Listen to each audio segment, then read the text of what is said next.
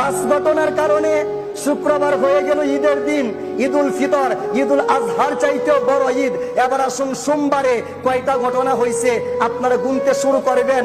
Number 1, হামালাতিস সাইয়্যিদাতু আমিনাতু বিরাসূলিল্লাহি ইয়াউমাল ইসনাইন। প্রিয় নবীজি মায়ের গর্ভে যেদিন আগমন করেছিলেন সেই দিনটা ছিল সোমবার। ওয়া উলিদান নাবিয়্যু সাল্লাল্লাহু আলাইহি ওয়া আলিহি ওয়াসাল্লামা ইয়াউমাল ইসনাইনে।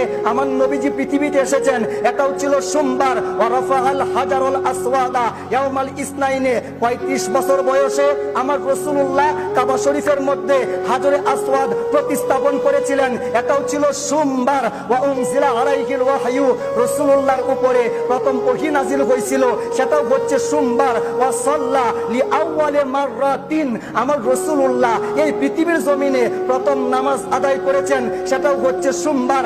আসলামাতিস সাইয়্যিদাতু খাদিজাতু রাদিয়াল্লাহু তাআলা আনহা ইয়াউমাল ইসনাইন।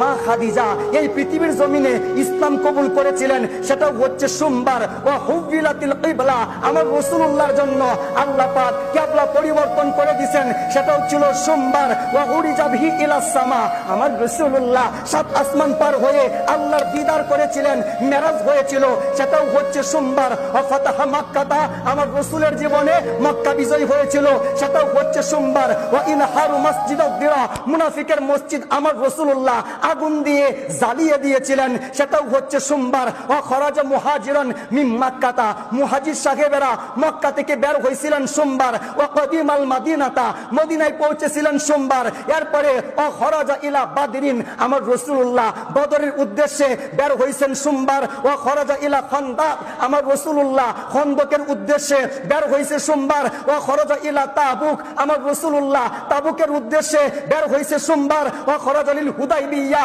আমার রাসূলুল্লাহ হুদাইবিয়ার সন্ধির উদ্দেশ্যে বের হয়েছে সোমবার। ওয়া খরাজা লিল উমরাতিল কদা, আমার রাসূলুল্লাহ মুলতবি উমরা করার জন্য বের হয়েছেন সোমবার। খরাজা লিল হিজ্জাতিল ওয়াদা, আমার রাসূলুল্লাহ বিদায় হজ্জের জন্য বের হয়েছে সোমবার। ওয়া তুওয়াফিয়ান নাবিয়্যু সাল্লাল্লাহু আলাইহি ওয়া আলিহি ওয়াসাল্লামা ইয়াউমাল ইসনাইন, আমার রাসূলুল্লাহ পৃথিবীর জমিন ছেড়ে রফিকে আলার দরবারে চলে গিয়েছেন সোমবার। আমার রাসূলুল্লাহর জীবনের 19 থেকে 21টা ঘটনা এই সোমবারে হয়েছে।